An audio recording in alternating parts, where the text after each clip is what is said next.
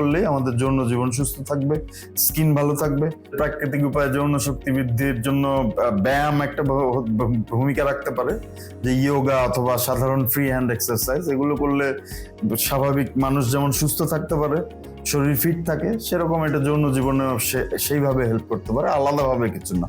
আর খাবার দিয়ে যৌন শক্তি বর্ধন করা যায় এরকম কিছু জানা নাই। এরকম যেগুলো ধারণা আমাদের সমাজে আছে যে ডিম, গরু মাংস এইসব খেলে বাড়ে, এরকম কিছু আমাদের বইপত্রে পাওয়া যায় না। কাজে আমার মনে হয় যে এগুলো মিথ, এগুলো নিয়ে এত বেশি চিন্তিত হওয়ার কিছু নাই। জাস্ট সুষম খাবার খাওয়া, নিয়মিত ব্যায়াম করা, যেটা কিনা একটা স্বাভাবিক মানুষের জন্য এমনিতেই হেল্পফুল, সেগুলো করলেই আমাদের যৌন জীবন সুস্থ থাকবে, স্কিন ভালো থাকবে, সব মিলিয়ে আমরা ভালো থাকতে পারবো।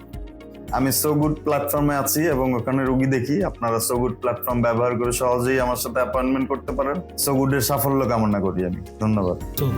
So good.